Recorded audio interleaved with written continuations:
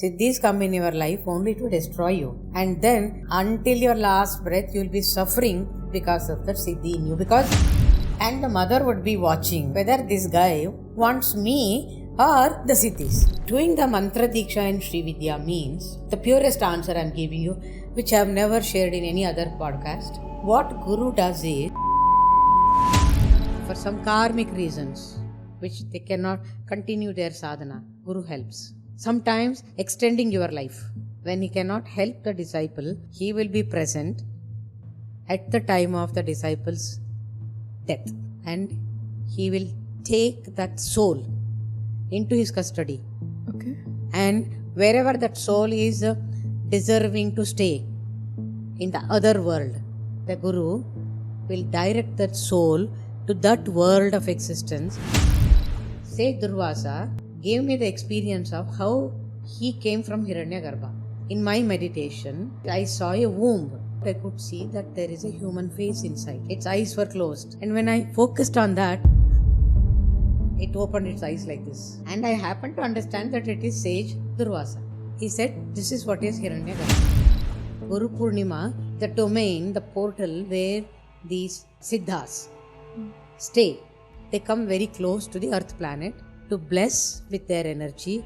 They will come and clear many of the karmas also. On that day, these 9 gurus, Navanathas, in the 9 apertures of the body, they get activated. These are all Srividya secrets. Hello Guru Ma, welcome to Uncharted Conversations, and absolutely honored to have you here today. And I hope just Shakti flows through us and we say what she wants us to speak to the world. That's how it is.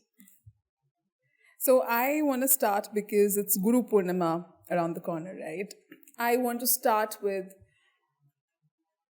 the whole role and significance of having a guru in our life. How does one, because I feel a lot of people need help. Sometimes in their vulnerability, they get misguided, they knock the wrong doors. How does one identify who is a true sage and what is the role of that guru in their life? In Srividya, Guru is in no way different from the Brahmand itself. That is the highest pedestal on which the Gurudom, it's an unusual coining, it spontaneously happened, is celebrated as the icon of Srividya.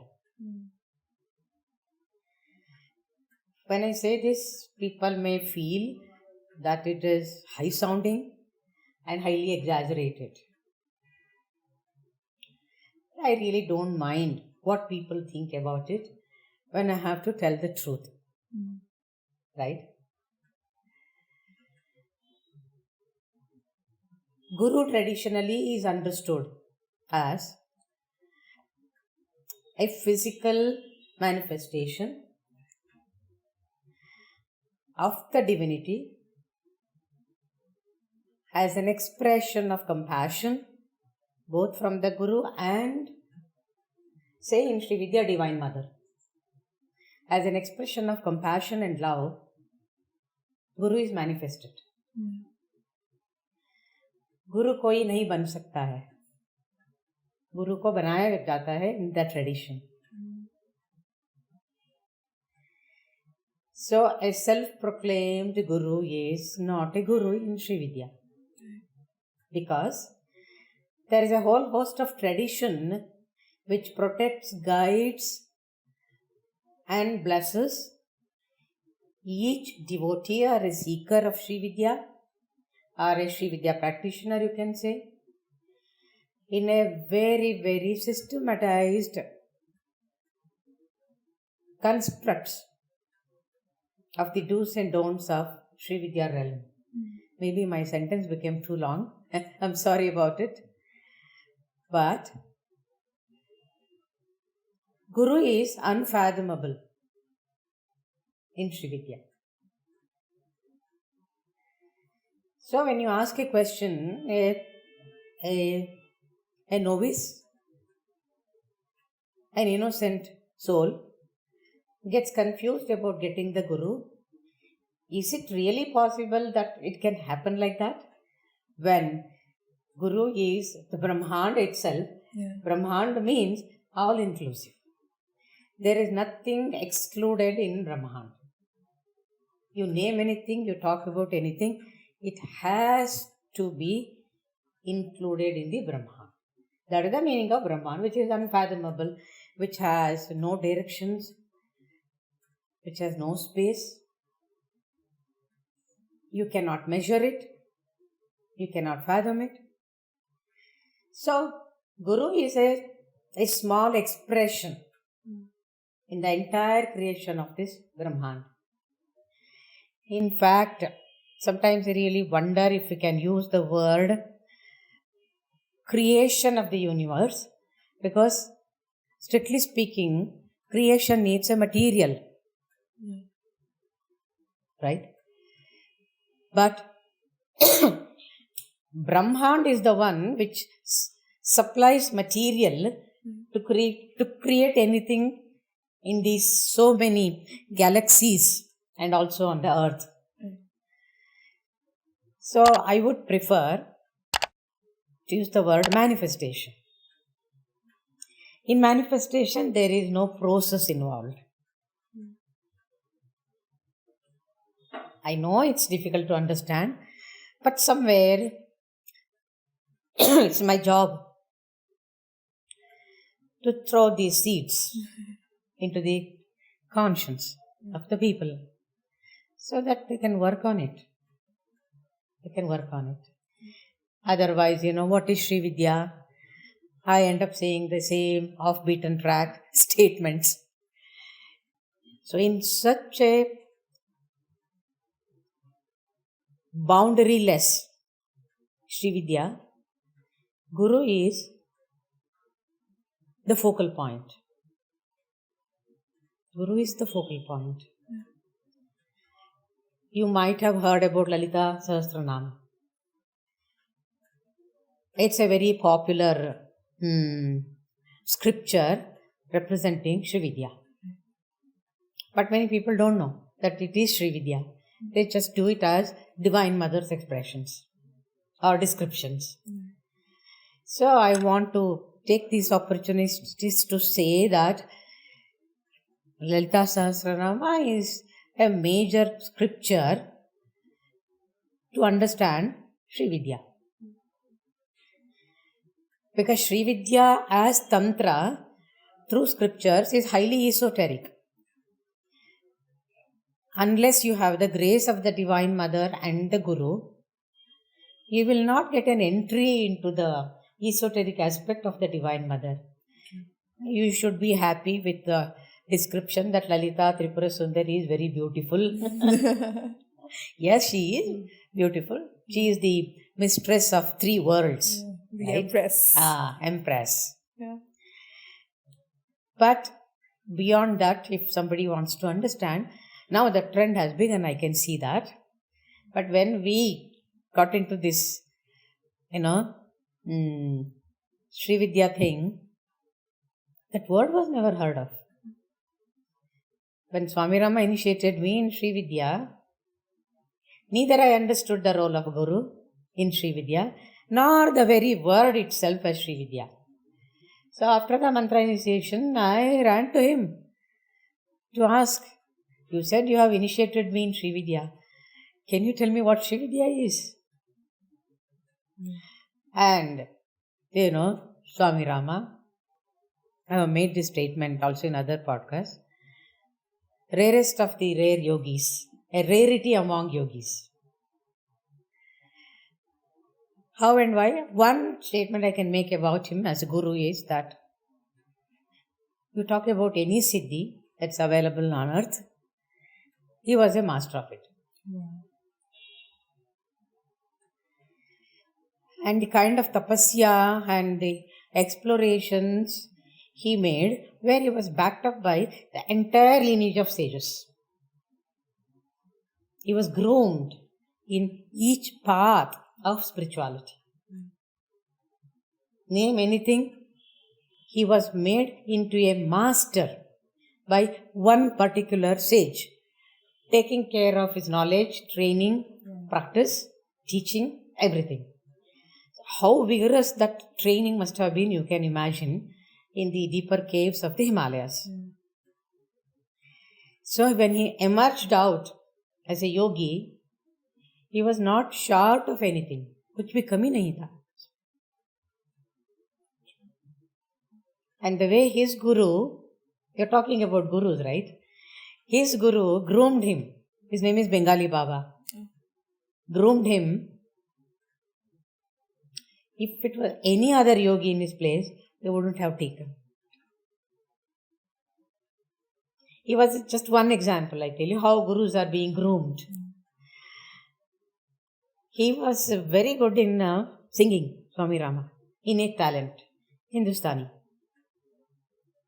He had been practicing without giving any clue to his guru. And then somebody took him to for the audition.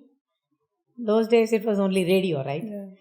And his song started coming in the radio. Then some other disciple went and told Bengali Baba, your disciple is singing in radio also. Yeah. That day was the hardest day for Swami Rama. He was tied to the tree under the sun. And By said, his guru. By his guru. Okay. And he said, let me know when you can tell me that you will not sing until I permit you to sing.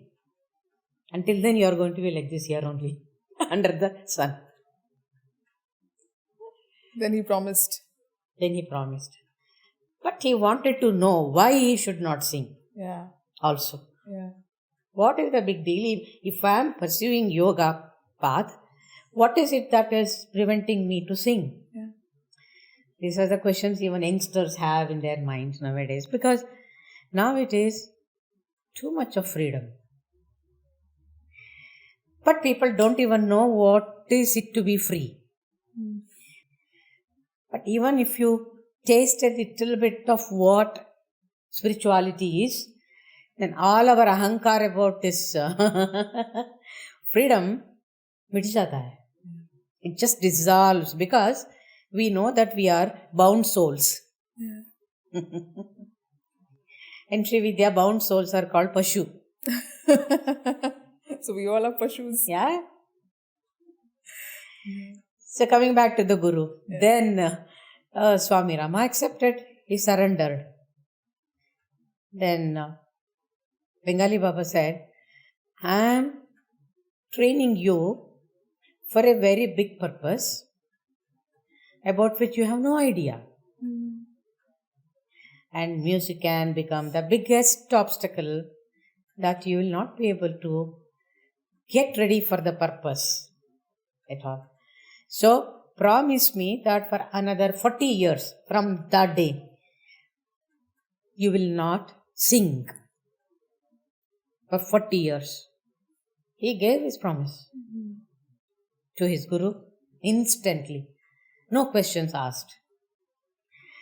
And the interesting part is, after 40 years, when it got completed, he was counting. He was waiting. Yeah. That day, from morning till night, He was singing. either he would sing or listen to songs. He achieved what he was asked by the Guru to perform in the external world, but attained it, so he was free. I think it's funny because, a lot of times our gurus ask us to do something, and you very rightly said that sometimes we are not able to make sense of it. It's like how such a harmless thing, can be an obstacle in the path, but I think only the Guru knows. And the power of surrender. The power. That's big. That's big. I don't think that anyone can pursue that path without even having the intention of surrender. That requires a lot of it.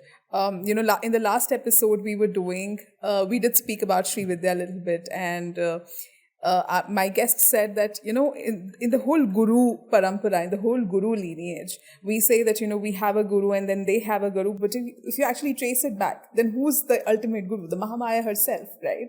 So it's like she groomed and trained someone, and then, that lineage has been passed on. So it's very important to respect that person who has been trained by someone who was trained by her, right? Exactly. And you can't question that then. Right. It has come in a DNA. Yes, exactly. But that's why I said in the lineage, Guru banaya jata hai, Guru banta nahi hai. Very beautifully said. Yes. But I think a lot of people, because when you're starting on the path, they also get very attracted and fascinated by Siddhis, right? Oh, my Guru can do this, my Guru can do that. And right before we started the shoot, you spoke about your Guru, that the disciples didn't even know that, these are the Siddhis he had, right? So how does one keep themselves separate, or is it the responsibility for Guru that, when the time will come, I'll show you? Like, how does it happen? And how did you reach out to your Guru? See, there is so much of talk going on YouTube also about Siddhis. Siddhis are misinterpreted. Siddhis are misunderstood. One day I happened to see one short video. That time reels and were not existent. That fellow was talking about a Mohini mantra. Okay. Mantra and Mohini. And because of this freedom of speech, he went on talking about how Mohini mantra can be chanted, and he was going to teach that mantra at the end of the video, that Mohini will manifest and sit on the lap of the seeker, and she will become a very good wife. Can you believe this? So you can manifest the wife the way you want through this mantra, Mohini mantra. But the later part, either he did not know or he didn't tell. Okay. That Mohini she comes as an infatuation. She is an extraterritorial existence, no? She is not a human being, that Mohini.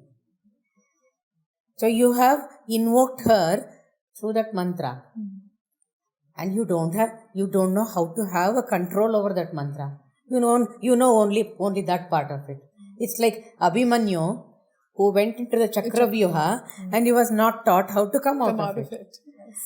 Most of the Siddhis work like this.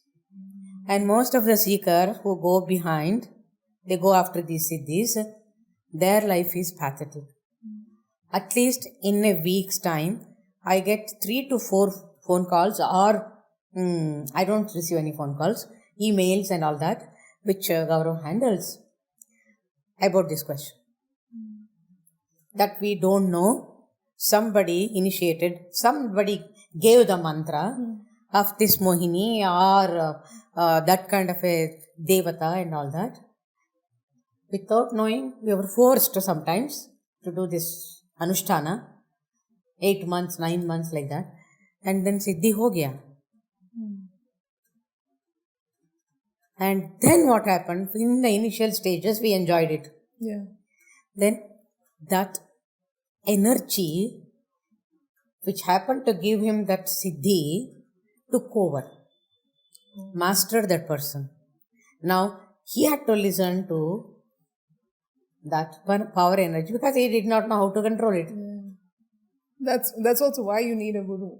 And you need a Guru. Yeah. So, I would say, Siddhis come in your life only to destroy you. As a human being, you are finished. And then, until your last breath, you will be suffering because of that Siddhi in you. Because it has come and stayed in you. It has taken its energy and made its house. It's residing in you. You don't know how to take it out of you. So many people come to me requesting, please take out this one. I say, I'm not that kind of a tantric. I don't indulge in these things because I have my own restrictions to do and not to do as a Srividya practitioner. Yes, I am really sad that you are like this. I can pray for you. I will not do all these things. We are not supposed to do because even we get distracted in the Srividya path. Srividya is one wisdom which can hasten up your Siddhis. Like the flick of your finger, Siddhis come and want to reside in you because you have made your residence the place for the Divine Mother. And the Divine Mother is the source of all Siddhis. So when Divine Mother comes, they also want to follow. See, these are all very tricky things. That's why it's called Tantra. That's why people are also scared to take up this path without a guru. But these YouTubes are creating a lot of disaster, I tell you. They give the mantra on the YouTube. Okay, there is no problem in giving. But after you start doing it without any guidance, what's going to happen? Thousands of people come to me asking, I did that Kala Bhairava for some time. How did you get this mantra? I picked it up from YouTube or somebody gave it to me. But now I have this problem. I said, why don't you go back to the YouTuber? Why don't you go back to the person who gave you the mantra? What can I do for you? Because these are any mantra, any deity is an energy configuration. Yeah. Did you know that? No, I didn't know anything. Why did you do it? I got fascinated by this mantra. I thought I will do it. Yeah, that's what. These have become like more of a spiritual marketing practices right now. And I don't think I've heard more of a beautiful explanation than what you shared right now. That I think now I understand why you actually need someone to kind of groom you, because like you said, that when the mother comes, so of course the whole entourage also comes in. And if you do not know how to handle it, then they will be there. Right. And the mother would be watching. I'll tell you something interesting. Yeah. That whether this guy, whoever is the seeker, wants me or the Siddhis. And that is so these can be distraction. And you have to choose. And she will wait until you clear your path, right, and say, Mother, I don't need anything but you. Wow. This is fascinating. Yeah. That's how I was groomed, because I am backed up by such great masters in the tradition. And in 1992, I got initiated. In my next visit to my guru in Rishikesh Sadhana Mandir Ashram, out of the blue, my guru came and said, Bete, give me your promise. He held his hand like this. Put your hand on my hand and tell me that, promise me that you will not go after Siddhis. Same question I had in my mind. What is wrong in having Siddhis?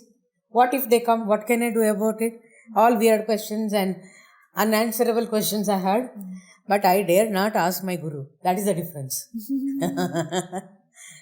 Now, any question, any disciple can ask the guru in any way. Freedom ki matlab hai na aap. But that kind of an attitude or state of mind that I can ask any question to my guru itself is a distraction and waste of energy. Really? Yes. I thought, okay, it is freedom. Yes. No, not even freedom. I mean, I'm absolutely novice. I won't even call myself novice here. I mean, I'm literally an outsider over here.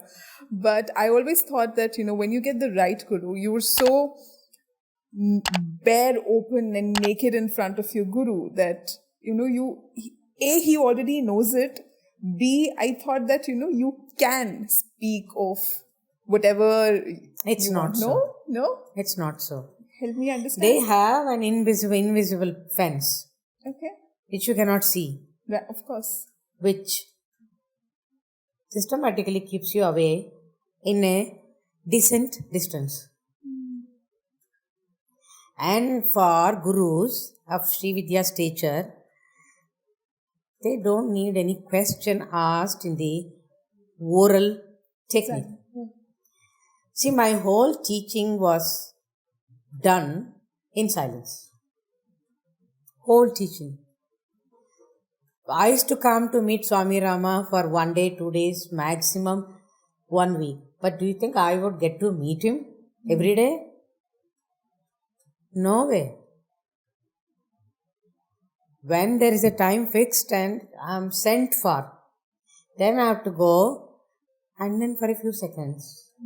Just that too, not that he requires to do it, just because for my satisfaction that I have traveled all the way from Bangalore to Rishikesh.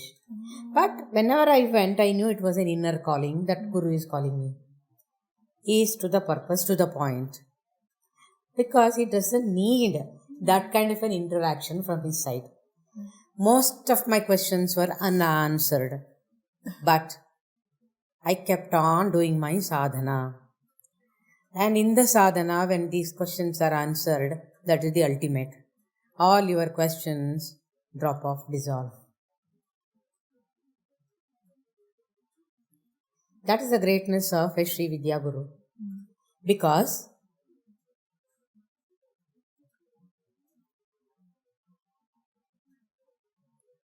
divinity is universal. Guru is personal. I'm going to clip this out and definitely run it. This was beautiful. When it is personal, what I mean is, you have to decode that word also. When it is personal means, it's something very personal again. I have to share it with you. That doing the mantra deeksha in Srividya means, strictly speaking, the purest answer I am giving you, which I have never shared in any other podcast, that through the mantra initiation, what Guru does is, he takes out a part of his Shakti, which he has gathered over a period of time through his sadhana, Shakti sadhana, and deposit in the consciousness of the disciple. Have you heard of it anytime, anywhere? I've heard of initiation. This is what is initiation. But I I only knew that, initiation means that they give you the mantra and they do something. But I didn't know. Now I understand. Outwardly, it is that much only. Yeah. Guru gives the mantra, you repeat it 2-3 times, and he asks you, have you understood it? In our days, he would never even write and give. You just remember it. Only for Mahashodashi mantra, he wrote and gave it to me, because immediately I was taking the next bus and coming back to Bangalore. From my Mysore Guru, Sri Vidya Guru. It is only 2.5 hour journey between Bangalore and Mysore. So I had to take the next bus. But he gave that a small piece of paper, He couldn't even find the paper. Itna sa chota sa. Itna inscribed he wrote, and then I didn't even have time. I said, okay, Guru. And then I folded it and put it in my bag and then left. I was in a great hurry to reach back to Bangalore because I had some dance performance, something like that. I don't know, I don't remember. But when I got into the bus and then sat down, I relaxed. Then suddenly the mantra came to my mind, which he had initiated. I repeated 2-3 times. Then I was very curious. This Mahashodashi mantra is about 28 letters. More than that, actually. 28 aksharas, remember. Then I was curious whether I am recalling it properly or not. Then I understood maybe because of this my Guru has given me a slip of mantra. Then I opened it, to my surprise. It was exactly the same. I don't say that it is my effort that I remembered. It's his. It was his sankalpa that I get it right. So initiation in itself is a miracle. People don't understand. But tell me one thing. For example, we have heard of Bij mantras, right? And Devi, I mean, the different forms of Devi, they also have a Bij mantra. And my understanding is that all these Bij mantras, those particular syllables, they kind of invoke that vibration that is aligned with the frequency of Devi, right?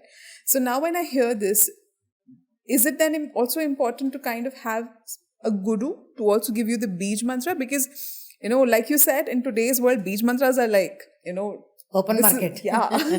So is it also, recommended that you get the Bij mantra also from your guru, or anyone can do the Bij mantra? See, for questions like this, honestly, there is not one straight answer like yes or no.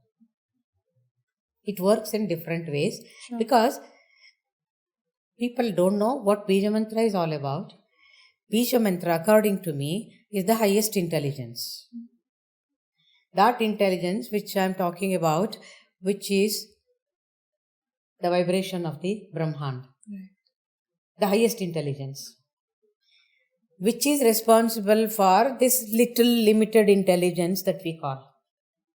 It's always supported by that highest intelligence through prana. When such is the case, Bija mantras definitely need to be handled carefully. But at the same time, there is nothing to be afraid of. Okay. See, the problem is not with the Bija mantras. The problem with the person who chants it. What is the problem? First of all, it is the ignorance about Bija Akshara mantra. And the person who gives it also.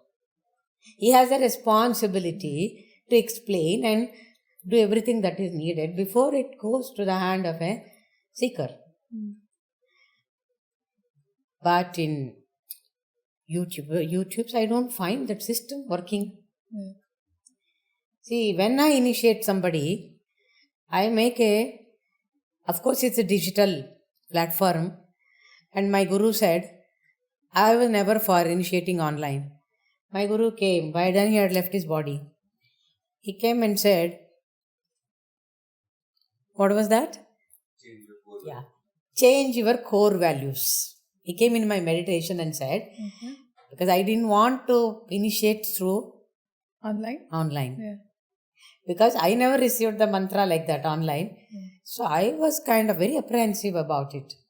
And I was worried that am I making any apachara through my guru lineage. So I kept on postponing.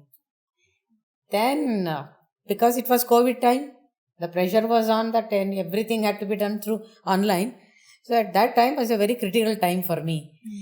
Then one day I heard in my meditation, change your core values, we are here to support you. And for at least some 15-20 times when I did online initiations, they were present, my gurus were present, and they showed their presence in different ways. For example, in the guru altar, I had kept a bowl of apples as an offering. The moment I completed the mantra initiation, aisa ho gaya mere man mein. Then apples automatically came out and then started rolling onto the floor. 1 hour it was sitting still, apples. The moment I completed this whole process and I said, okay, I am done. Immediately to show that they are there and they are very active, and as an expression of happiness, they just, roll down all these some 10-15 apples all over the floor. And then one time, one flower from the photo of Swami Rama would fall at the right time when I take his name in my lecture.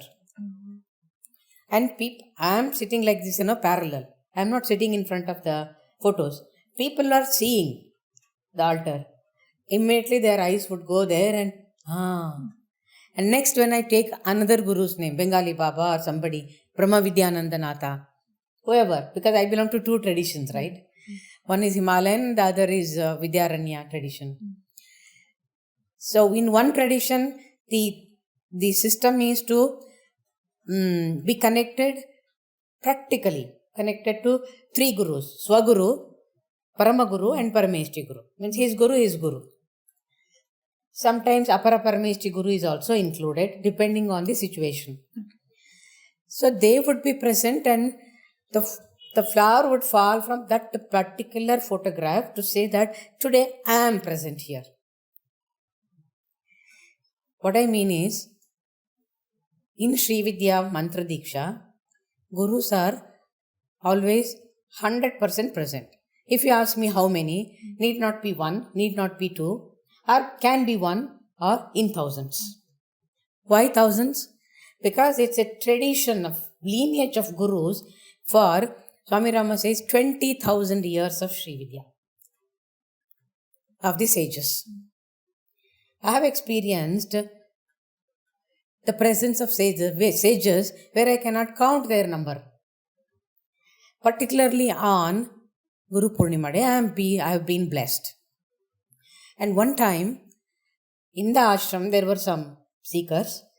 So we had to perform this Guru Purnima very early, 6 to 7:30 in the morning, because by 8:30, my Gurugalu, in his house in Mysore, had called all of us to do the Guru Puja. So my challenge was to do this, finish it, rush and reach on time before the puja begins. I did it. And when we were performing in our ashram with about 30-40 people, it was outside in the open field within the ashram. There were so many bees buzzing all over the place, touching the ear or the head of each disciple over there.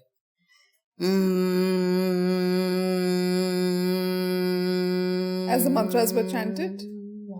Non-stop. Afterwards, I asked everyone, we didn't experience anything.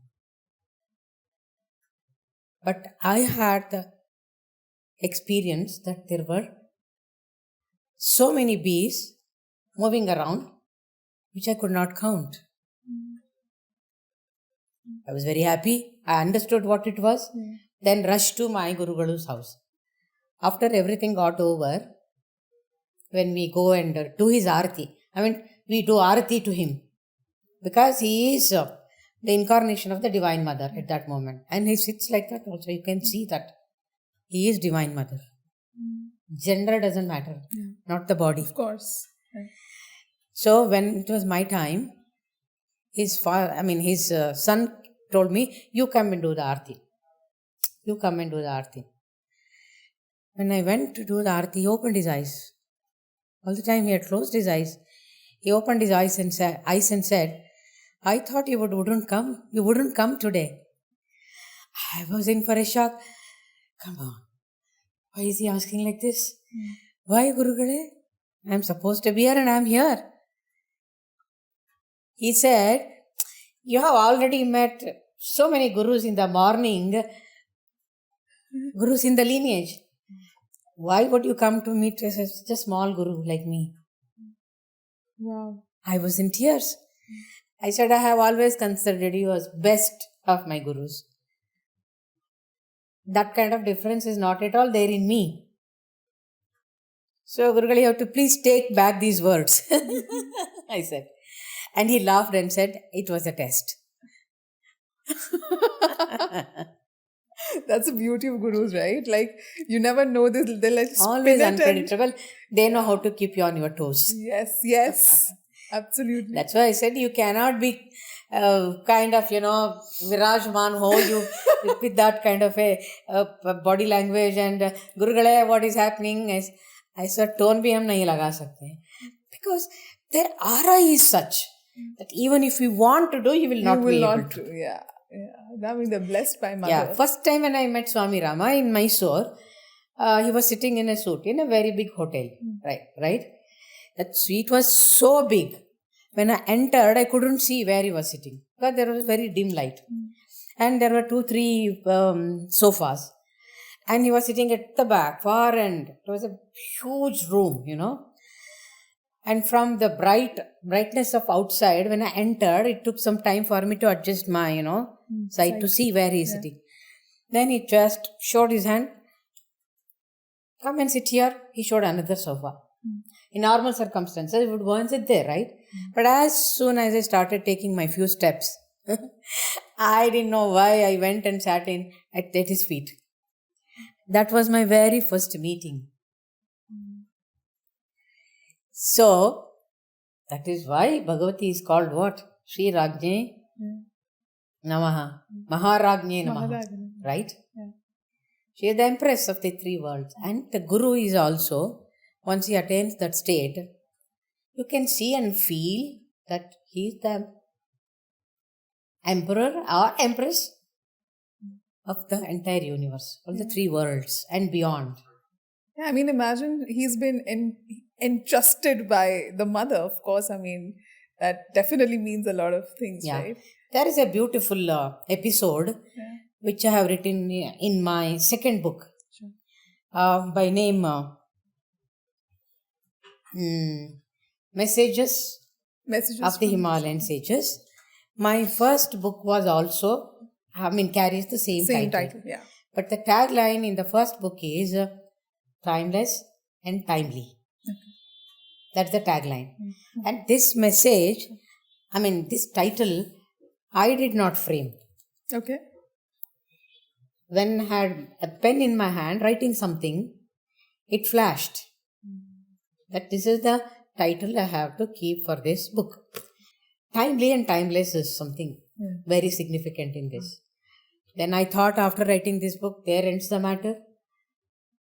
But then the messages started coming, so many experiences with the sages of late. So I started feeling that I have to bring out the second book.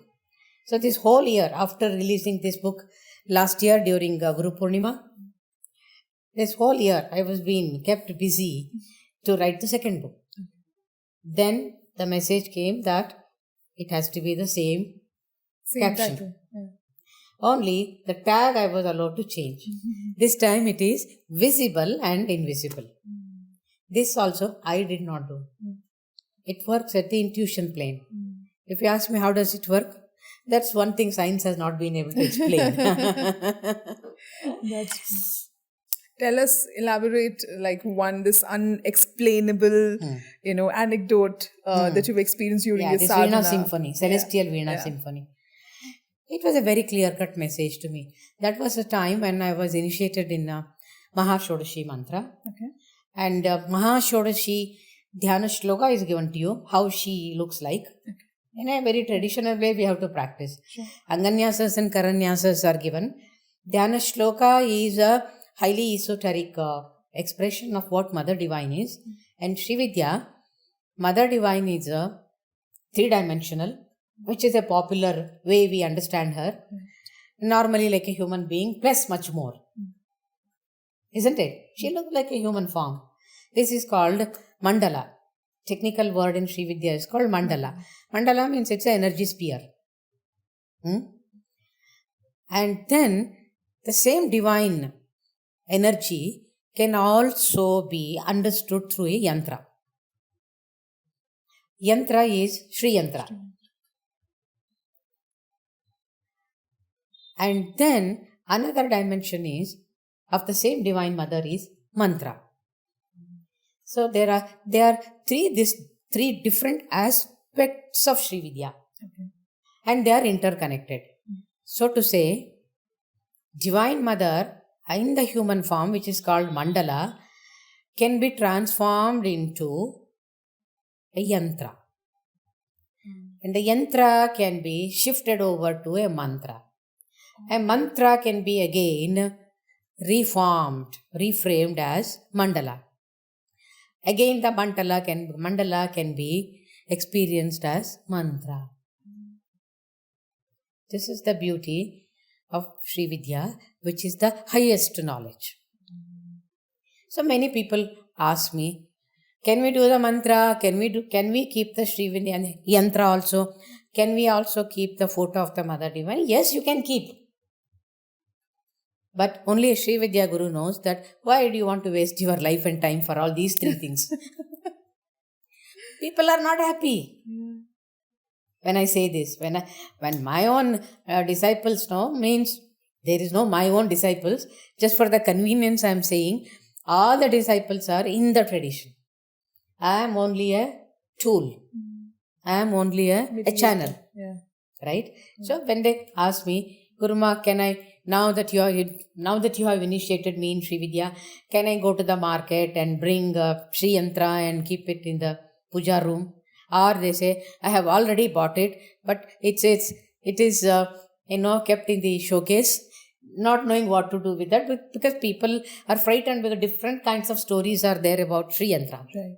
So what to do? If I tell them, I have told them that one is the expression of the other. Bhagavati has been gracious enough to give 3 dimensions of Srividya, so that one you can take up and do your sadhana for your lifetime, the other 2 apne aap aa jayega. So just follow the path and doors will open. People, they are so confused and they say, when I say, why do you want to keep Sri Yantra? They feel discouraged. They feel I am not allowing them to execute their freedom. Freedom in quotes. I tell them, okay, if you want to spend money on Sri Chakra, because it happens to be very expensive, right? Strictly speaking, it should be given by the Guru, not that we can take it. I've heard that, Different kinds of opinions are there, but I believe in what I have learned through being in my Gurukula. I feel that is authentic for me, and I am safe in that. Otherwise, Srividya is like Brahmanda, where and all you wander and then get lost, right? Being directionless. So, this introduction is needed to explain this experience for me. This celestial, Veena symphony. So, I was given the mantra, Mahashodashi, and my Guru told me, by giving this mantra, you are done. All the curriculum you have completed. So, this is the last mantra that I am giving. Actually, this mantra is not given. It comes to you during in your sadhana. meditation. And then, if you don't have a perfect clarity about that mantra you received intuitively, in that state of meditation and during japa, then you can go back to the Guru. Then he will sort it out, bring clarity, and then give it to you. That's how mantra is received. The last 2 mantras, Panchadashi and then Shodashi and Mahashodashi. For me, my Guru skipped the middle one and said, for you double promotion, and gave me straight. He said double promotion only.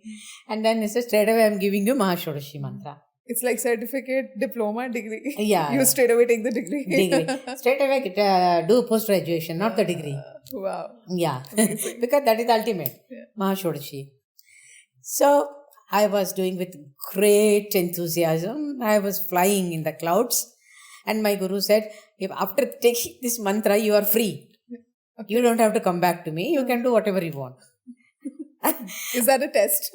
Definitely, no doubt about it. It was such a misgiving.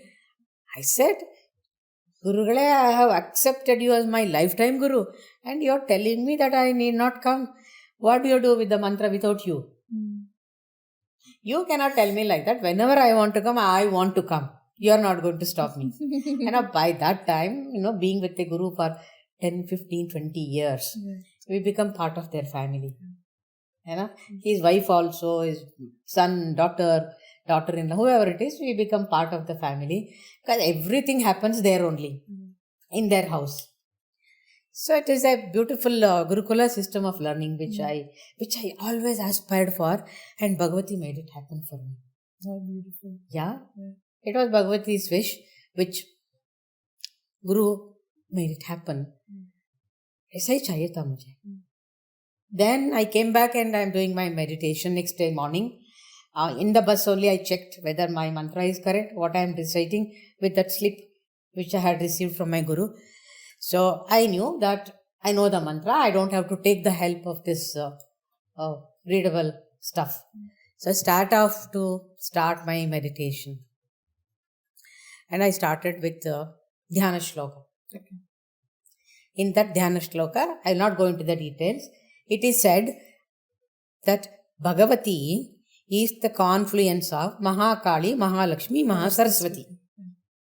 That's what all the scriptures also talk about, and Durga Saptashati is also an expression of these three dimensions of Bhagavati.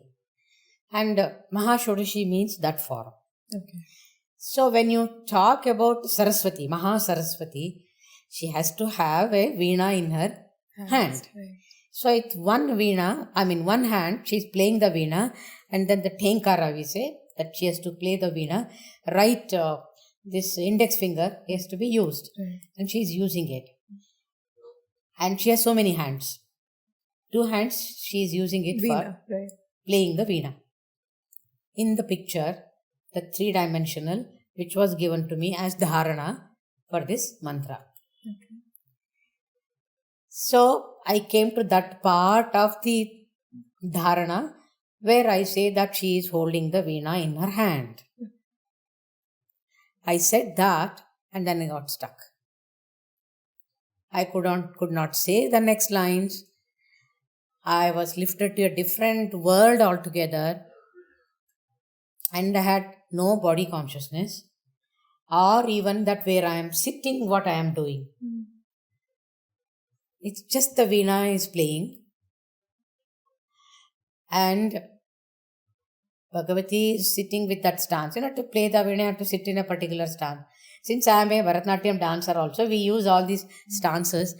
That dharana kind of, it rushed into me and elevated me in such a way that nothing of me was left in me. So you felt that it was Devi only who kind of took over you. Oh, beautiful. कर दो मुझे मेरे से रिहा, मुझको रिहा. I was here listening to that song while coming by car. So I don't exist. मुझको रिहा कर दिया गया. I didn't exist. And I'm watching her. She's practically, she's playing like this. And she would stop and look at me and smile. And again, I'm just spellbound, not knowing how to respond to it. Yeah, it's like being looked at by the creator herself, right? I don't know how. And the beauty that I experienced watching her, words don't have enough strength to describe her. It's a limit. Yeah. And then something happened. Then again, she was playing the veena and she turned like this and made a signal like this. And naturally my eyes also went towards where she was signaling to. But I didn't see anything there. I wanted to ask her, what is this? It's all in silence. Then I turned back thinking that I would ask her, what is it? To my surprise, my Parameshchi Guru, Brahma Vidyanandanatha, is sitting in the same place, sitting in the same posture, and sitting and holding the same veena which Bhagavati was holding. And he started playing. Because every day I see his photo and do the meditation, and then we offer prayer also to the entire lineage. These are the benefits of doing this ritual every day. And many of my students say, because I teach the way I was taught, do we have to do it every day? Because, the modern mind very conjuice hai. It wants to minimize its efforts. I don't have so much of time. Can I do like this? Can I do like that? Can I do like this? Whenever they ask me like that on WhatsApp, I make a WhatsApp group so that they can interact with me. It's not that they can just take the mantra and disappear. God only knows what is happening to them. I have a responsibility to perform, right? So I always keep them in my connection. If they don't want to relate with me, wo alag baat hai. There are people, they never relate. But they'll be reading all the messages, my responses. But they're totally silent, like Divine Mother. अलग अलग तरीके के disciples मिलते हैं. So, I got immediately connected to my Parameshti Guru. He was in full human form. Like I am talking to you, you are talking to me. And in the same way, he looked up. When you play, you look down, right? Yeah. And then he looked up, stopped and looked up and smiled. Just the way Saraswati did. Not Saraswati. 1 minute I am seeing Lalita Tripura Sundari as Saraswati. And another moment I am seeing my Guru, my Parameshti Guru, in a similar way. 10, 15 times this play went on, this game went on between the Divine Mother and Brahma Vidyanandana. Look at the level of these Gurus that they have attained, that they can project in the mind of a disciple, that kind of an experience which answers all your doubts. What was my doubt? Or what would be the doubt of any seeker? Is Guru different from Divine Mother? Is Divine Mother different from Guru? ये high level की है and Guru is a little bit low level का है. Level, yeah. What was the answer I experienced as a direct experience? Bhagavati made him sit in the same place where she was. To tell me that if you can understand that Guru is in no way different from the Divine Mother and the mantra that the Guru has given, all the three are one and the same. This is the first precept that we have to become masters of. Without which there can be no progress in your Srividya practice. So, since you were talking about your Guru, that, he's no more there in the body right now, I'm very curious about it, that when we say like that, it's like they have moved beyond the realm of time and space, right? And they have merged into light of they've got moksha. Like, this is what, I'm very inquisitive about it, that have they got Let moksha? me correct you. Yes. Moksha has different levels. Yes. Moksha, what you are thinking, because I am sure how the mind works. Yeah. You are talking about the liberation, which is in Srividya called Turiya. That's a fourth state of consciousness. Fourth state of consciousness, Turiya. Okay. But these masters have gone beyond Turiya, which is called Turiyatita, because there is no other word to say it. It's a state of Turiyatita. Okay. Beyond Turiya. Okay. Atita means beyond. Beyond Turiya. Okay, now you can go ahead. Yeah. So what exactly? I wanted to understand, because I think popularly what we know is that, once these great sages leave their body, they have moved to light, merged with the divine. That's what is called moksha, right? Now, because I also wanted to know a little bit more about Turiya, that what exactly is the fourth state of consciousness, what happens there. But now you've dropped me another gem, which is the fifth state, which I have absolutely no idea. I'm listening it for the first time. So if you can help us understand what happens, like how does one get there and what happens? Even when we say Turiya, there are many demarcations. Okay.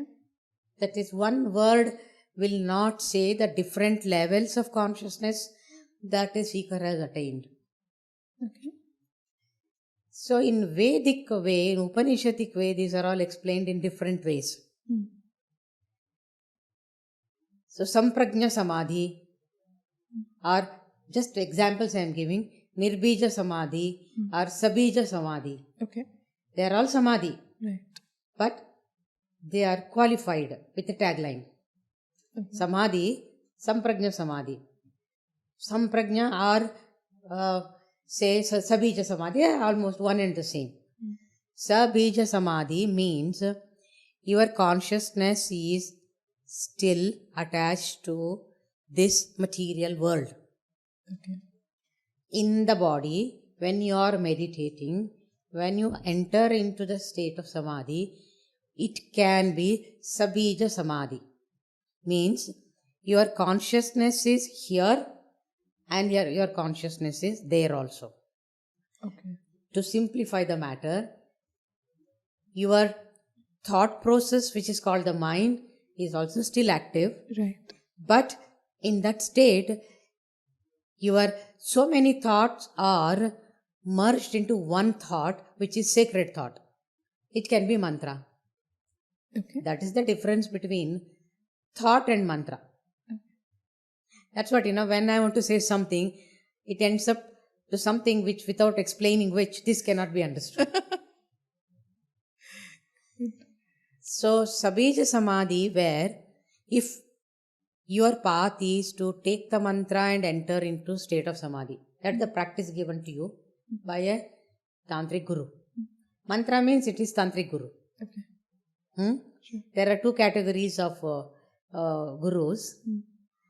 And my Guru Guru has talked about all these things. Right. Tantric Guru and Vedic Guru. They are world apart. And don't ask me to talk because that will be again a diversion. Yeah. We will never be able to come to this, what this Sabija Samadhi is. Yeah. So, when we talk about Bija Mantraksharas and all that, it's normally referred to the Tantric Guru. Okay.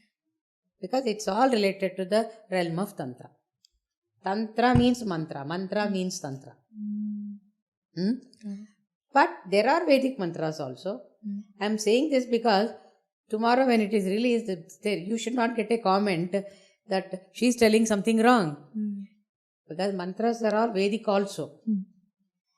And to be strict with Srividya, Srividya's origin is also in the Vedas.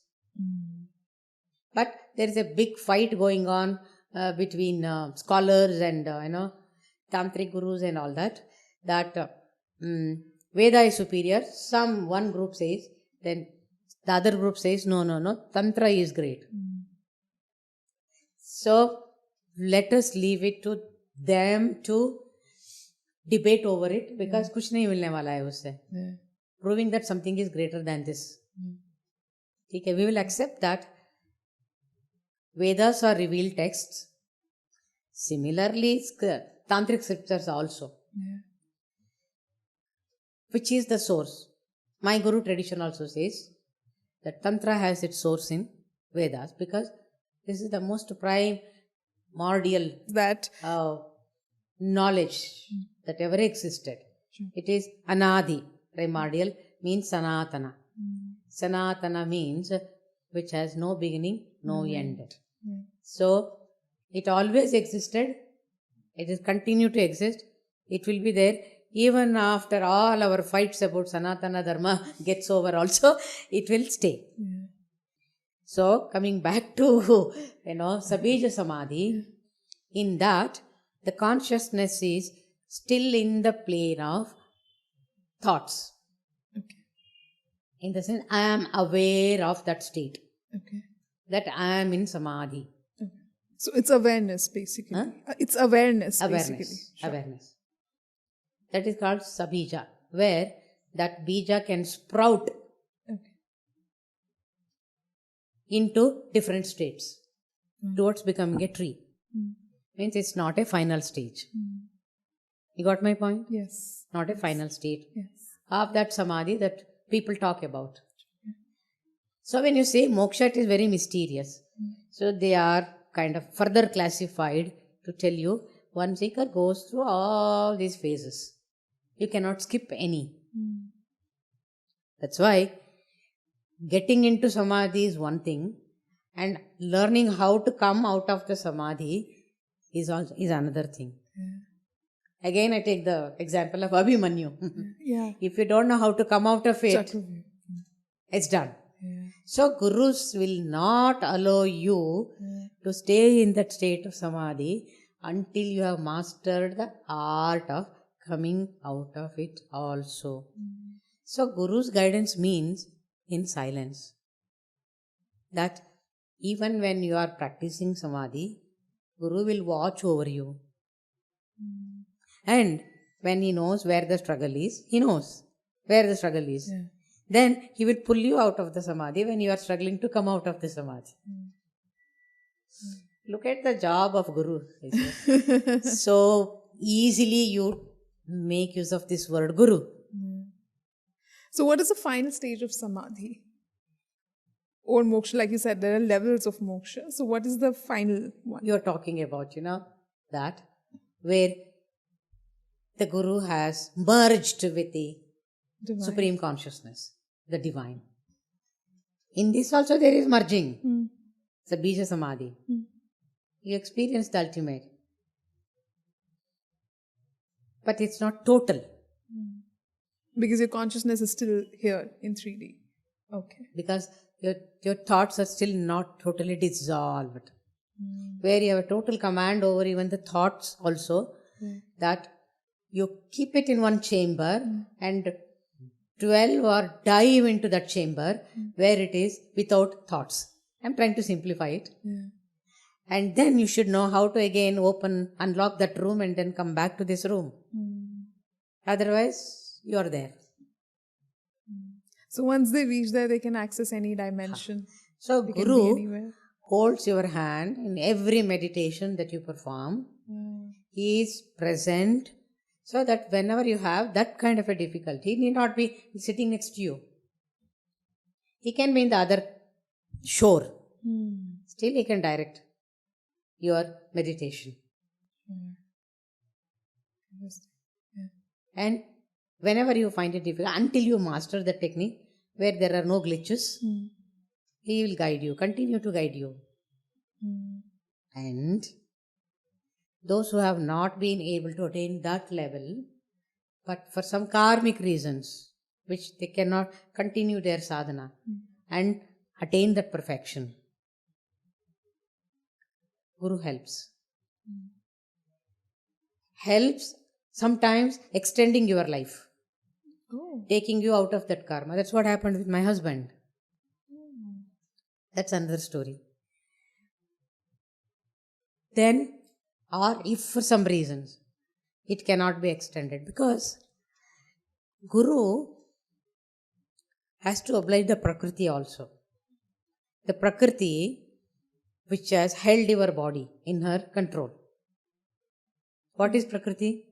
Made of 3 gunas. Sattva, Rajo, Tamas. So this body is made up of these 3 materials. So you are always in the clutches of this Prakriti, which is Mahamaya. At one level. And through this Prakriti, she will teach you how to travel through. Then the same Mahamaya, which is Maya, becomes Mahamaya. At a different level, she starts guiding you. So that means that Guru is able to burn your karmas if they... Sometimes. Not always. There are certain karmas. Okay. Burning them means going against niyati. It's called niyati. Yes. Sometimes he doesn't want to do it. For his own commitments. And what does the Guru have to kind of... At that time, go through? At that time, when he cannot help the disciple to extend his lifespan so that he can complete his spiritual journey, then what he does is, he will be present at the time of the disciple's death. Okay. And he will take that soul with whatever imperfections he is traveling after death into his custody. Okay. And wherever that soul is deserving to stay in the other world, the world of light, he will take it because he himself is not able to travel to that world. Oh, okay. Because perfection nahi aaya hai na. So we are talking about the Guru who's still in the body or who's not in the body anymore. Can be anyone. Can be any. So even once they have left the body, can be possibility that they have not perfected it. Oh. So then how do the Guru will direct that soul to that world of existence where he should be. And there he'll be further guided to perfect his journey. And in certain cases, he will have to take the body again. So as when he comes to the body, he is a very evolved person You get to meet such people. Yes. But still he has not completed his journey. So the same Guru, even after leaving the body, that's why it's called tradition, will come and help you out with that spiritual knowledge that you had acquired in your past life, which is kept in a vessel. And at the right time, until that karma is covering that knowledge within you, you are not aware of what you are. Even if you are a rishi, you don't know that you are a rishi. Got my point? Yes. At that particular time, he ignites and makes that connection. Says, take back this knowledge, what you had earned in your past life. And his journey begins from there. So, it's said in spiritual practices that whatever little bit you do is never a waste. It comes along with you. Only this knowledge comes along with you, not your property, not your relatives, not your Not name your and money, fame, not your nothing fame. of Yes. that kind can come with you. That's why Guru say, do your practice, do your practice, do your practice. So is that the reason that when, people, a lot of people, when they meet a guru, they feel, I feel that I've already met him, or there's a certain sense of affinity, is because they have actually met that guru in their past lifetime? It need not be like that also. Okay. Guru is, when we say Guru, it's not a physical body. Right. It's a tattva. It's a universal tattva. Okay. So Guru, like Shiva, if you want to call Shiva, or if you want to call Bhagavati, give any name. Because ultimately, the Supreme Consciousness has no name and form. It's just energy and light. Right. You can give any form, you can give any name. That's why in Ranveer's podcast, I said, we create God out of our mind. Yeah. And many people gave such shocking responses. Mind can create God? If you have understood only that much only is okay with you. But what you spoke of that, God is actually can be made out of mind. Like I said that, I was reading more about Srividya, and then I I kind of stumbled upon Tripur Rahasya. This was the first time I got to know about the scripture, which is called Tripur Rahasya.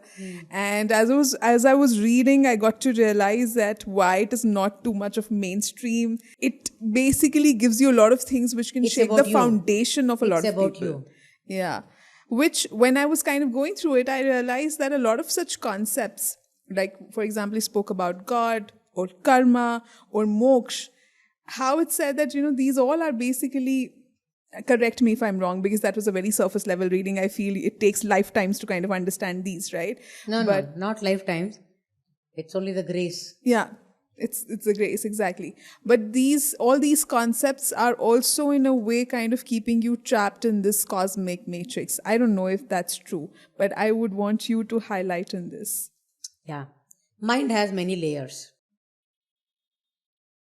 So, this mind is built up around concepts. In a practice like Srividya, there will come a stage where you have to drop all your concepts. Even your concept of God. Yeah. The first time when I went to my Guru, in Mysore, Srividya Guru, because Swami Rama, after leaving his body, he directed us to go to that Srividya Guru, because he said, I want you to learn Srividya in the South Indian tradition. Otherwise, I said, Swami Rama is my Guru. There ends the matter. I am not interested in going to any other Guru. But then, looking at my obstinate behavior, or being very firm about my concept of Guru, then Swami Rama had to come to me and tell me that it is my wish that you have to go and learn Srividya. Then chup karke main gayi. So, in that context, what happened? When I went to my Guru Galu, very reluctantly I went to learn Srividya from him. So, he said, what is your Ishtadaiva? I said, Ishtadaiva is Krishna. For dancers, Krishna is everything, if you look at it. Without Krishna, dance field, music field, even Bhakti Marga is like a barren land. So, I was so much oriented towards Krishna. Then he said, no. You tell me when we will be able to merge this Krishna into Bhagavati or Devi, then I'll be able to help you. It was as good as the way he put it. Otherwise, you can take about turn. It was like that. Yeah, my Guru was like that. I said, no, how can I, how to do it and all that, So I started. He just looked at me without any emotions. He said, do it and come back to me. Done. Means conversation ended there. Then I struggled and struggled on my own. इसको कैसे करना, ऐसे कैसे करना, कैसे करना. Then I started praying to my Guru, Swami Rama. This is a big challenge. Then I started asking, is Krishna different from Bhagavati? Bhagavati is different from Krishna and all that. This Guru is asking me to merge. What is this merging? कैसे होता है ये सब? And all that. But then I tell you, Guru ki kripa se hi hota hai, not by your efforts. It happened. It happened. And I knew that it has happened. Okay. Everything in silence. But a lot of this manthan hota hai. Churning. I became so exhausted mentally, emotionally, and I didn't know what to do next. मुझे फिर मेरे गुरु के पास जाके मतलब स्वामी रामा के पास जाकर in meditation जाके मतलब हट करना चाहिए मुझे, ये आप ही मुझे रास्ता दो, और you have instructed me, should I go back to him. Lot of things happen. But finally, I don't know what all those details I have forgotten now. It's more than 25 years, 30 years. Finally, I went back to him. I said, I think I have merged Krishna into Bhagavati. He started laughing. Then he said, it's okay. You have come. I am going to initiate you. Okay. These are all tests. Yeah. Oh. They do, And then Krishna never bothered me after that. Oh. It was all Bhagavati and Bhagavati and Bhagavati and Bhagavati. Then I started understanding, because my Guru also told me at that point of time, that Bhagavati you are talking about now, that Bhagavati I am talking about now, will not remain the same, as you do your practice. Another challenge aa gaya. Then there was a time when I had this supreme experience. I don't know whether it's going to be recorded or not. Hopefully, fingers crossed. Yeah. आपकी इच्छा शक्ति से हो सकता है, technical. Yeah. I had the privilege, I use the word privilege, to experience that the mantra that I was chanting got transformed into Devi. Devi, again, I am watching, got transformed into Sri Yantra. Sri Yantra got transformed into Mandala? my own body. Your own body. And whatever the Sri Yantra is supposed to contain, my whole body contained, I could see in the light inside my body the entire gamut of 72,000 nadis. They say I didn't count. Shastras say 72,000 nadis. I could not count. Yeah. All the chakras, the body of light that I am, everything like with an X-ray eye, I am seeing in front of me in a computer screen. So a body is also representation of Sri Chakra. Exactly. And there is a scripture called Bhavanopanishad. Maybe some other time we can talk about it. Sure. Bhavanopanishad, it says, it gives you the technique of how to transform the outer yantra, Sri Yantra, as your inner body. That is the ultimate practice in Srividya, which is called Mahayaga. Okay. And all the Srividya Gurus stay in that state of Mahayaga, where their whole body has become a Sri Yantra. Okay, tell me, I also want to understand how does Srividya look at womb? Because I'm Moon. assuming womb. Okay. Yeah, womb is a very important part of it, right? How does Srividya look at womb? How does it look at women when they menstruate? Because I feel, whatever little we've been able to read and understand. Understand is that when, I think from ages, menstruation has always been A looked forbidden down. thing. Yeah. Stigma. And we've been told that, in these days we're very impure. We're not supposed to do this. We're not supposed to do that. But lately what we've been reading, we are understanding that how the wheel between the spiritual world and this world kind of is the thinnest when a woman is menstruating. It's like she's Devi herself. And I'm like, when it is that powerful, why was it hidden? What was is only ignorance. Yeah. So what is this power that a woman has when she's menstruating, and how does Srividya look at it? To be precise, even the red color and red bindu and the white bindu, these are the two aspects of the male and the female, right? They are looked at as the source of creation. So this all menstruation and all that can happen only when you have the womb, garbha. This whole universe is a garbha, which is in the Vedas praised as Hiranyagarbha. Okay? I will narrate a very interesting episode about this, which I have already written in my first book. It's connected to Sage Durvasa. In Hyderabad, I was doing a workshop on Srividya. And it so happened that area, just behind that, it's a market of red chilies. Market where wholesale goes on.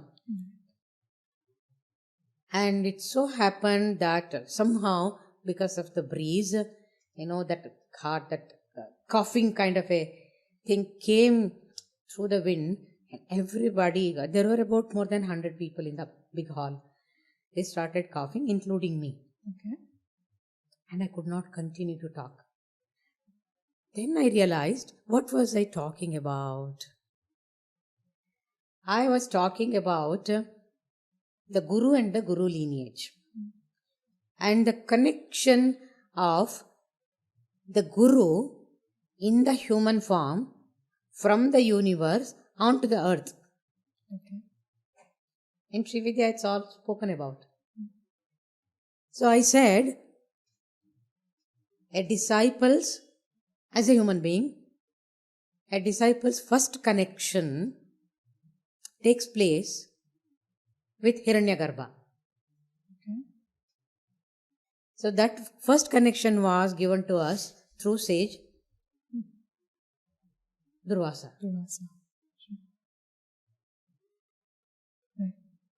That was the explanation I was giving. And then the whole tradition, the whole host of gurus evolved from there. First it was, the connection was between divine and divine. It's a beautiful explanation.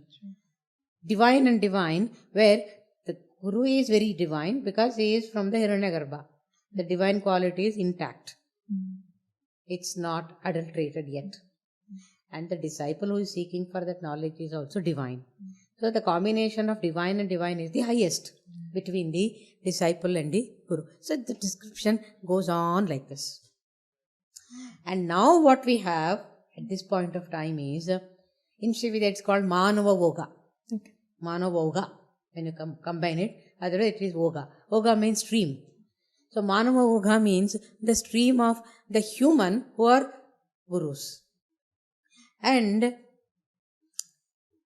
the person who gets initiated is also a human. Okay. So the combination of this mantra initiation, deeksha, happens between a human and a human. Okay. How did it start? From the Hiranyagarbha. Hiranyagarbha. Yes. And when I said Sage Durvasa is the first divine connection as Guru to come onto the earth to spread this knowledge of Srividya. This is what the scriptures say. Right. Then everybody started coughing. And that strong smell of the red chili. So by then, almost I had 45 minutes I had been speaking at that point of time. Suddenly it happened when I mentioned the name of Sage Durvasa. Initially I could not connect. I said to my organizer, he is my disciple only, why did you choose this kind of a place which is very near to this red chili market and all that. Then for no reason suddenly it calmed down and there was no smell of chilies. Everybody became all right. But I could not figure out what it was at that point of time.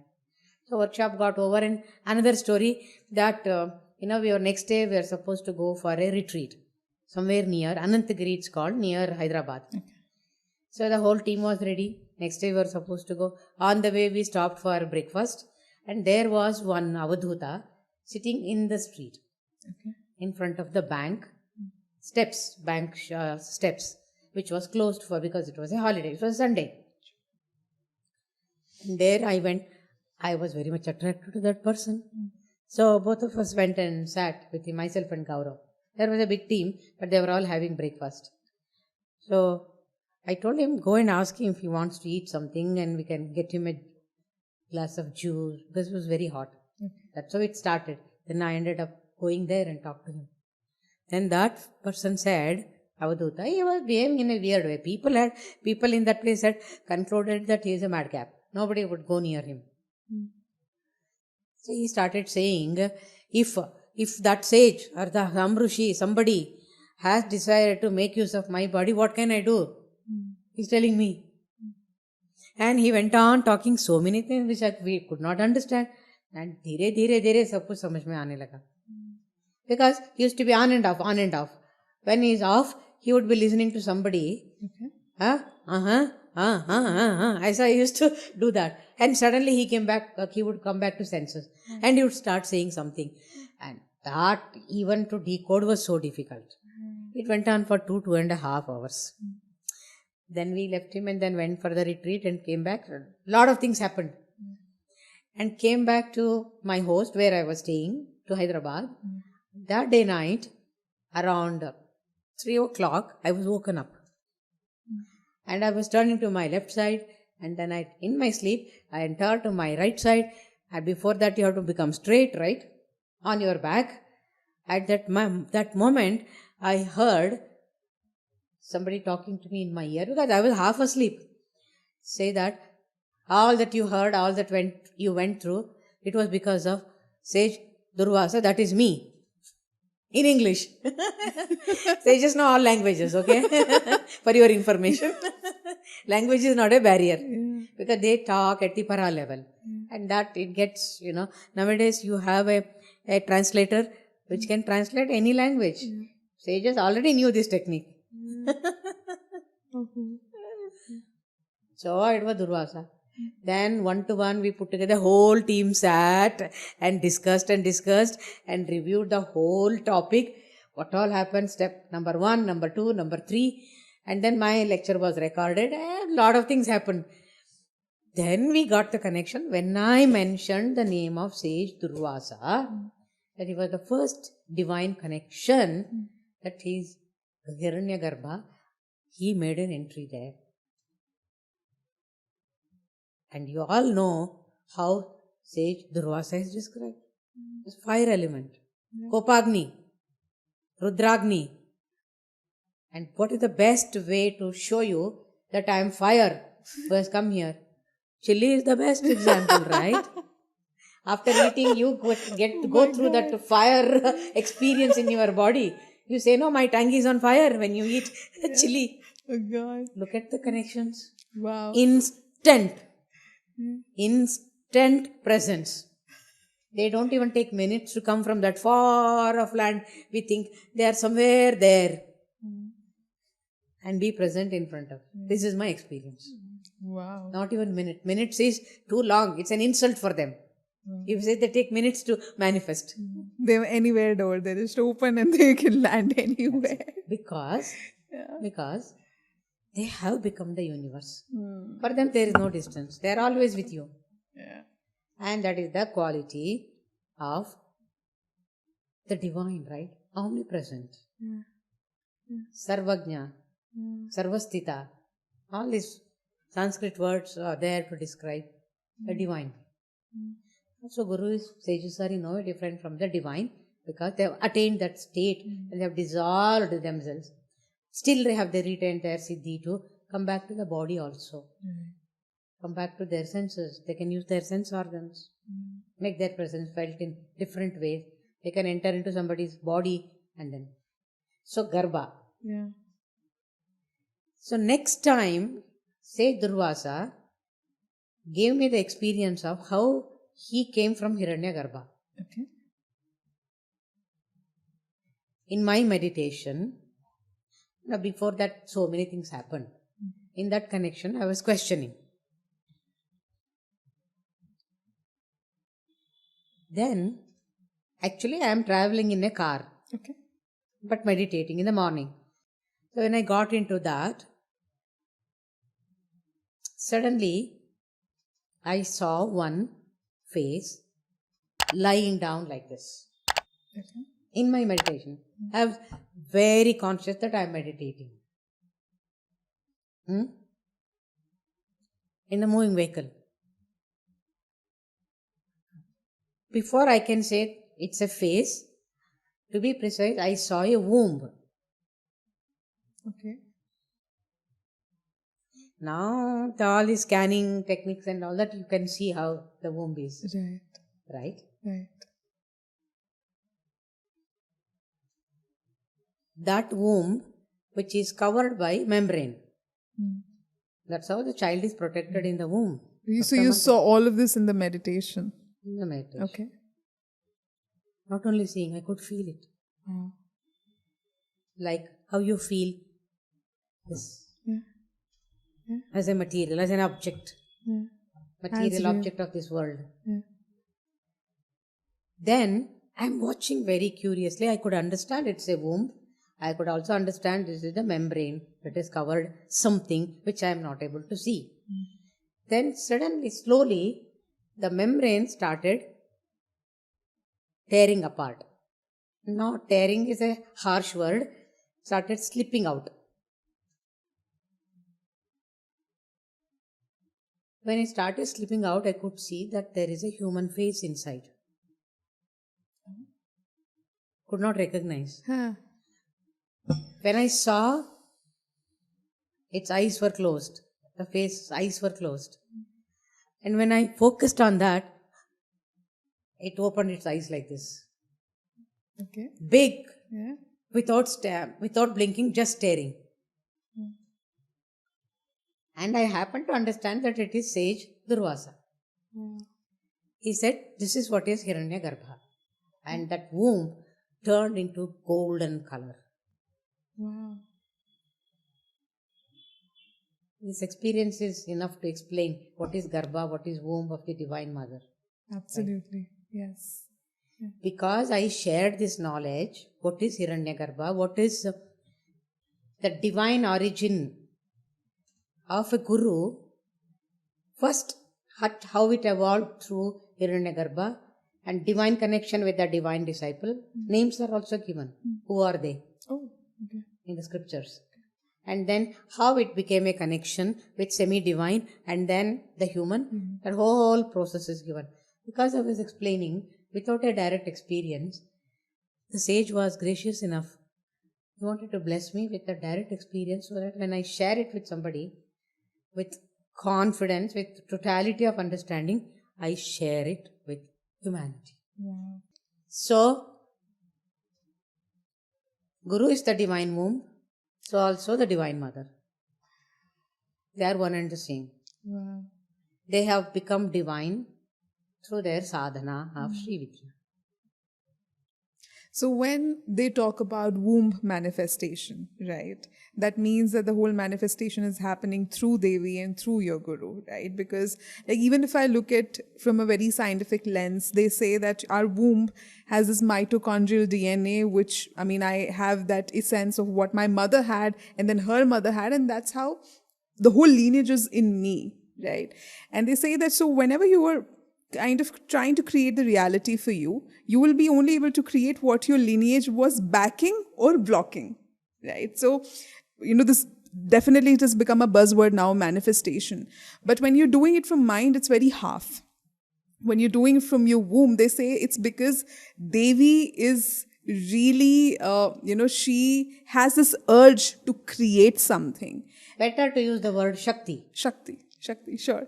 So Shakti has this urge to birth or create something through you, right? And I'm assuming that womb manifestation is also a very integral part of Srividya. If you can also help us, if you can give us some nuggets from there. It's very difficult to explain this manifestation power because in Srividya, see, these temples are all manifested, Kamakya and all, Right. as the divine will, where it's a demonstration of the creation itself that in Kamakya, I have not seen, but I have heard and andar se mujhe kuch understanding is there. I am yet to go. I don't know why Bhagavati has not called me there. But I will not wait for her to call. I will make efforts and go. But so far it has not happened. Anyway, so this whole menstruation cycle and the water that is flowing there in the temple, its origin nobody knows because it is in the it's in the mountains behind. And some agitation was going on, if you recall, recently, that the government had some projects where they wanted to disturb the mountain to make roads and all that. They said this temple has a direct connection to that mountain one where that menstruation cycle begins, which nobody has seen because Ugama you cannot see. Source is never revealed to you. So that source, which is called, for short of words, universal womb, which exists in the universe, they want to show, the divine will, better word it is, wants to show a miniature of it as a manifestation through this, call it Bhagavati, call it Shakti, call it a temple, where you can actually see the water turning into red, and then the priests go and dip a cloth there and it turns red, and then they come and give it back to you. And those who believe in all these things, they carry that cloth back home and keep it in the puja room and they do the puja. This is the ritualistic aspect of the bigger secret of creation. It's like, telling a child a story of gods and goddesses as Purana.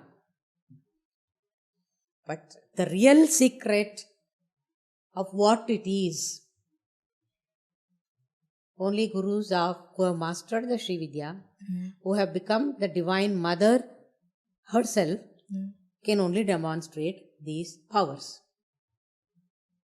These what at the physical plane में जो दिखाया जाता है, this is for you to hold on to this truth to attain the higher truths. But it's not so easy. So these things are given to you so that your Shraddha, your surrender can happen at yet one level where your mind is fully functional. You are yet to become, in true sense, the spiritual. Then other dimensions are opened up to you. So those dimensions cannot be explained through this example. There are people explain it, I know. For me, I feel it's a waste of efforts. Sure. It's an experience. It's an experience. I get it. Sure. So Guru Ma, after hearing so many great anecdotes from you, right? I mean, like I said, that the more I hear, the more I want to know more, right? But since Guru Purnima is coming, if you can expand a little bit on that, how you're planning to celebrate it, how should all the seekers celebrate it, what should they do? Any last words towards the end of the podcast that you'd like to leave them with? As I told in the beginning itself, Srividya, for Srividya seekers, Guru Purnima is an extraordinary day. I mean, in our and culture, Guru Purnima is celebrated by almost everybody, and in different traditions, different ways, and different spiritual paths, different spiritual seekers also believe in celebrating this Guru Purnima in the name of sage Vyasa. It's called Vyasa Purnima, practically. Vyasa is one sage who codified all the Vedas. That's why he is called Veda Vyasa. Right. He is the codifier. Right. And also he has written a lot of literature and all that. But he is a symbol of that Guru Tattva, in whose name we celebrate Guru Purnima. Okay. Purnima means full moon. Full moon in Srividya has a great significance. In fact, Bhagavati herself is called Purnima. And there is a whole host of practices. These mantras, all the popular mantras like Panchadashi, Shodashi, Mahadashi, all these mantras are connected to indirectly as a symbol, esoteric symbol of the Divine Mother herself. All the phases of the moon are represented by different deities. So those different deities are called Tithi Nityas. Okay. So what I teach Srividya is the Tithi Nitya practice which was given to me by Sage Agastya in silence in a temple by name Lalita Tripura Sundari temple in Tirumaichur in Tamil Nadu. This is how my journey started. So, moon means Divine Mother. Okay. Purnima means the perfect splendor, the radiance of the Divine Mother. The radiance of the Divine Mother. Similarly, Gurus are revered and worshipped on one of the Purnimas which is represented by the Divine Mother. So, Purnima and Amavasya, the lunar calendar, has great significance for all the Srividya practitioners. So, also the presence of the Guru. To be precise, why Purnima or this particular Purnima, Veda Vyasa's Purnima, is sacred days in planetary configurations also, a bit of astronomy, planetary configuration also, the domain, the portal where these gurus, which are called Siddhas, stay at a higher realm, comes very close in the movement of the earth and the planetary configuration. I am trying to simplify and tell. Sure. They come very close to the earth planet in degrees, in kilometers. So their energy is very closest to the earth plane.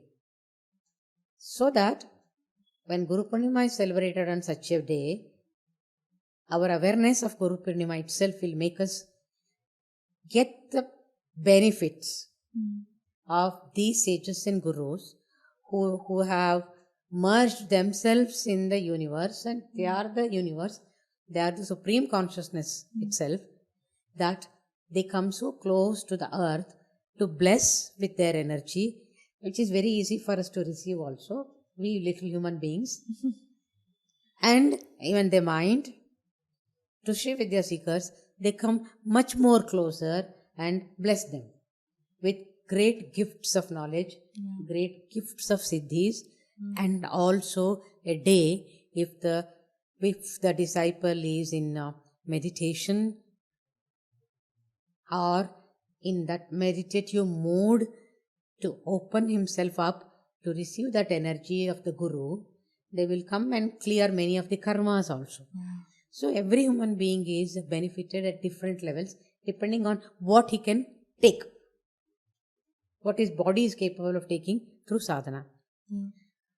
Even if you are not a sadhaka, every human being is benefited because these sages have remained in their bodies or with that state of consciousness in certain portal in the universe only to do Kalyana of this earth which has been created by the Divine Mother and the whole humanity. So they are here to do good for you. But we have forgotten this wonderful connection with the sages. We don't even know how to invoke them. We don't even know how to pray. How many of us take time to even remember their Guru or the Guru lineage or the sages on that day? So, being a Srividya practitioner, I thought I should put more emphasis on this very practice of Guru Purnima. Sure.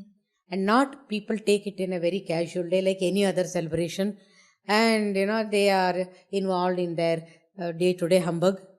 I have to go to the office, I have to take care of my child, I have to do this, I have to do that, and I don't have time even to remember Guru. How much time do you need? 20-30 minutes, 1 hour, 2 hours? Can you not devote this much of time so that a day will come that the sages will come and connect with you and make you superhuman? They will do everything. You have to just submit yourself. So I want to popularize this concept which is truly great, truly sacred, where you're bound to get lot of blessings from the Guru. You are bound to meet the Gurus if you are destined to meet. So in the honor of this Guru Purnima, every year I keep doing something or the other. This year I want to do it I want to make it large, because that is the message I received from my Gurus. Okay. That the world is ready to receive, make it large. So I have taken it up as an online course this time. Wow. Otherwise I had never used to do this. It's a 9-day Anushtana. Anybody, everybody can join. It need not be Srividya practitioners. But this practice is a jewel picked out from the Srividya treasure. It is called Guru Padaka Dhyana, where no ritual is involved. If you want to, you can do the puja of the Padukas of the Guru, which is a very popular method. Fine, we can do that. And I am going to start with the puja only to connect with the Guru at the physical level. Guru Padaka is at the physical level, right? Then I teach for 9 days, from 1st July to 9th July. 9 days. Number 9 is very auspicious in Srividya also. It's a great manifestation power, number 9. So for 9 days I am going to teach the 3 dimensions of Srividya. Mandala aspect of the Guru, Yantra aspect of the Guru, Mantra aspect of the Guru, like we do for Devi. Because in Srividya I told you, Guru and Devi are no way different.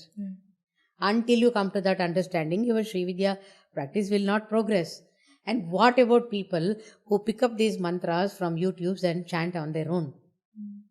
I tell you, if you don't combine these 3 concepts and make it one in your bhava, emotion level, and your very existence should accept that they are one and the same. That means a caterpillar has to transform into a butterfly. So much so that suddenly I recalled this, which I wanted to tell. In Srividya, it is so said, apart from your physical Guru and Swaguru, Parama Guru, Parameshti Guru, and all this sequence, there are some Gurus way back in the past who have evolved themselves to the highest level. They decided to guide the Srividya sadhakas in the body. So they are called Navanathas. Gurus are referred to as Natha. Natha means Lord. Lord of himself. And the Adi Guru is called Srinatha, who is in Srividya none other than Bhagavati or Shiva. Shiva and Shakti are one and the same, right? Either you call Shakti or Shiva. Both come together. They are inseparable. They are 2 faces of the same coin. So Navanathas. Why Navanathas? Human body has 9 apertures. Right? You all know. 2 eyes, 2 ears, mouth, nose. and your private organs, all that. These Navanathas are divided into 3 categories. It's all a reality I'm talking about. Yeah. 3 categories. One, the divine origin, Divya Yoga. And the other is Siddhoga, Siddhas. And the third category is Manava Yoga, where physically you get to meet the gurus. Still they are Yoga. They belong to the same. Yoga means stream of knowledge. So the human guru all the time perfectly connected, tuned to the Divya Yoga. Divya Yoga. And that Divya Yoga is connected all the time to the divine. This is the connectivity which is worked out. Coming back to these 9 yogas of the gurus, 9 gurus, nathas, their names are also given. In Srividya, deeksha namas are given according to their capacities. Mine is Purna Shakti Amba. Ladies are, their names end with Amba, means mother. And for men, all the Diksha namas end with Natha. So that Natha is Adinatha, who is none other than Lord Shiva himself. Right? So Shiva and Shakti are both used in Diksha namas. So 9 gurus with their names have come down to reside in the 9 apertures of a Srividya sadhaka. That's why it is said that don't take a Srividya practitioners as ordinary. Unke saath panga mat lena. It's all come in the YouTubes. That's how I came to know about all these things. Panga mat lena. They will not do anything, but you are finished. Yes, because by practicing these mantras and being with the Divine Mother, with the Divine Guru, their body has become divine. They look ordinary, they look human, body is in no way different from somebody else's body. But what they carry inside is the Shakti of the Divine Mother, that they have become the Shakti. How? Because the Gurus facilitate this. They protect you. Swami Rama says Srividya is the highest protection given to you. That's because 9 Gurus always reside in 9 apertures of all the Srividya practitioners, whether they experience it or not. That means your body of light, your 3 levels of the body. Gross, subtle and the subtlest. Yeah. They are all always protected. And because of the great Guru, that we become capable of these things. Don't we have one day to commemorate the greatness of the Guru? So to say, on that day, when we celebrate this, these 9 Gurus, Navanathas, in the 9 apertures of the body, human body, they get activated. These are all Srividya secrets, which are not shared on this platform. So they also bless you. When you go to a physical Guru, a Srividya Guru, and touch his feet, or you do Namaskar, or you come in the aura of the Guru, these 9 Gurus inside of him being active, they bless you. Not only the Gurus who come from that far off land, not a land, it's a portal, far off one, that their journey is cut short because planetary positions are such that they just stretch their hand and you are available. I mean, just I'm trying to make you understand that.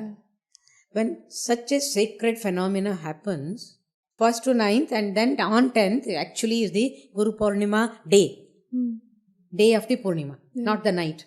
Actually, it should be night, right? Previous day night, and then on 10th, it is Purnima day.